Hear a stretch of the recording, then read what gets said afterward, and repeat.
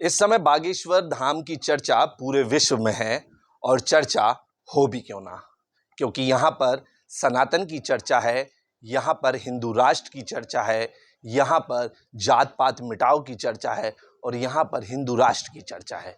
और इन तमाम चर्चाओं के बीच में, व्यस्तताओं के बीच में एक बड़े आयोजन की चर्चा है जो इस समय पूरे देश में के साथ साथ विदेशों में भी है, क्योंकि इस बार कुछ ऐसा ही होने जा रहा है।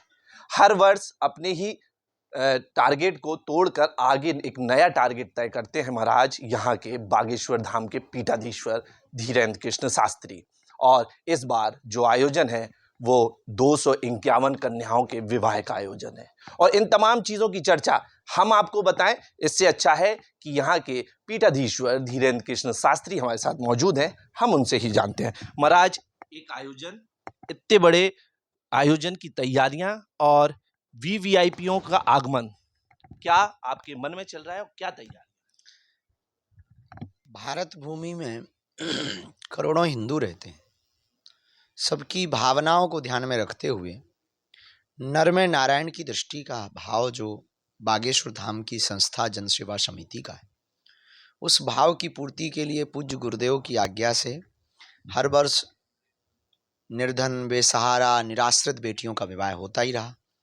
इस साल भी वैसा ही है, लेकिन इस वर्ष 251 बेटियों का विवाह है जो माता पितृहीन हैं, निराश्रित हैं। संत, महंत, राजपीठ के लोग सभी उन बेटियों को आशीर्वाद देने के लिए आ रहे हैं। हमारा उद्देश्य केवल इतना है, मंदिरों में आने वाले हिंदुओं के चढ़ावे से हिंदुओं की बेटियों का घर बसाया जाए और ये पूरे देश में संदेशा पहुंच जाए। इसी उद्देश्य की पूर्ति के लिए हम हर साल महाशिवरात्रि को गरीब बेटियों का विवाह करवाते हैं। और कोई संकल्प नहीं। जीना भी हिंदू रंग में, मरना भी हिंदू रंग में, जिंदगी भी हिंदुओं के लिए और मौत भी हिंदुओं के लिए, खोना भी हिंदुओं के लिए और पाना भी हिंदुओं के लिए, जो मिला है वो लुटाना भी हिंदुओं के लिए और जो संवारना और बटोरना भी हिंदुओं के लिए। महाराज, शक्ति तो विशेष है आपके ऊपर, लेकिन ये शक्ति कहीं ना कहीं घूम फिर के उन कन्याओं तक आप पहुंचाते हैं और वो कन्याएं निरंतर जोड़े बढ़ते जा रहे हैं। साल भर जो भी कथा करते हैं, चढ़ोतरी मिलती है, कुछ लोग उपहार दे देते हैं, किसी का कार्य शुद्ध हो जाता है तो कुछ दे देते हैं, कोई श्रद्धापूर्वक दे देता है। हमारा उद्देश्य केवल यह है कि उसको हम लेकर के मंदिर ना बनाएं। मंदिर तो बन ही रहे हैं, भारत में हर जगह बड़े बड़े, यहाँ भी बन ही रहा है। मंदिर की जगह मानवता का मंदिर बने, ताकि समाज में बिखराव ना हो, ताकि समाज का भला हो, समाज का हित हो, देश का हित हो, बुंदेलखंड का हित हो। केवल इसी उद्देश्य के साथ में बेटियों का विवाह करवाते। महाराज, देश के सबसे लोकप्रिय, यानी हम कह भी सकते हैं विदेश में भी, पूरे विश्व में सबसे लोकप्रिय नेता में से एक नेता और देश के प्रथम नागरिक प्रधानमंत्री का भी चर्चा है, उसके बाद राष्ट्रपति की भी चर्चा है, क्या है ये? 23 फरवरी को बुंदेलखंड की भूमि बहुत अद्भुत महसूस की स्थिति गौरवान्वित होने जा रही है इस बात को लेकर कि अभी तक अस्पतालों में मंदिर बहुत देखे, अब पहली बार एक नया इतिहास रचा जाएगा, मंदिर में अस्पताल होगा। दीनहीन निराश्रित गरीबों के लिए हम एक टीम गठित करेंगे और उनकी पात्रता की जांच करके उनको निःशुल्क कैंसर का इलाज धाम से प्राप्त होगा।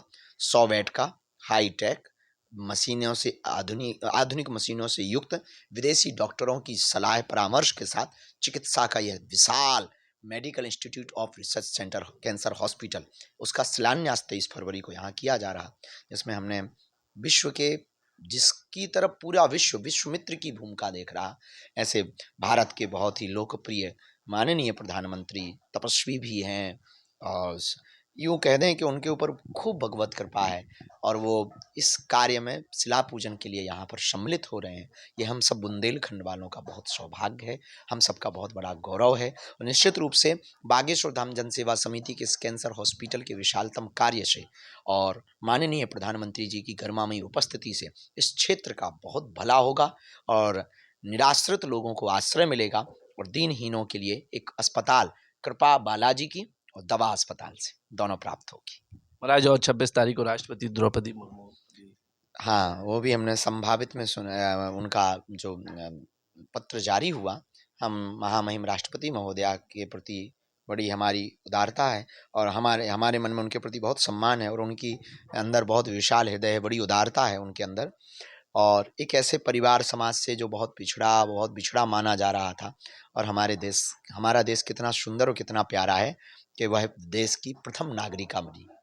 तो उन्होंने सहजवश विशाल हृदय को दिखाते हुए हमारे आमंत्रण को, इन बेटियों के निराश्रित माता पितृहीन बेटियों के आमंत्रण को स्वीकार किया और उनको आशीष देने के लिए संभवतः 26 फरवरी को दोपहर में यहाँ पहुँचेंगी।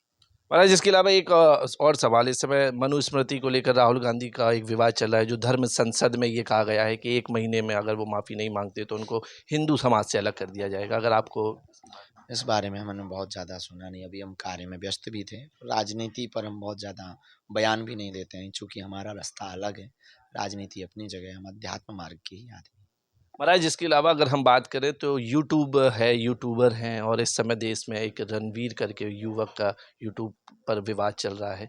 किस तरीके से आप देखते हैं, और यूट्यूब से इन सब चीज़ों से आने वाली पीढ़ी पर क्या प्रभाव?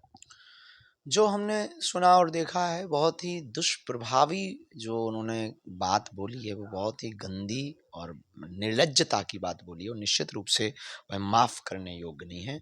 उनको तो सबक सिखाया जाना चाहिए, क्योंकि उन्होंने सनातनी हिंदुओं की आस्था के साथ खिलवाड़ किया है। इसलिए अक्सर हम एक बात बोलते हैं, वेट एंड वॉच, किसी भी चीज़ का इंतज़ार करिए, व्यक्ति पर तत्क्षण भरोसा मत करिए, आप हम पर भी तत्क्षण भरोसा मत करिए, पहले इंतज़ार करिए, परखिए, देखिए, हो सकता है हमारी बोलने की बातें कुछ और हों, करने के तरीके कुछ और हों। तो वेट एंड वॉच, उन्होंने जो भी बोला बहुत बुरा बोला, बहुत गंदा बोला और निर्लज्जता के साथ बोला। वो बिल्कुल भी ऐसे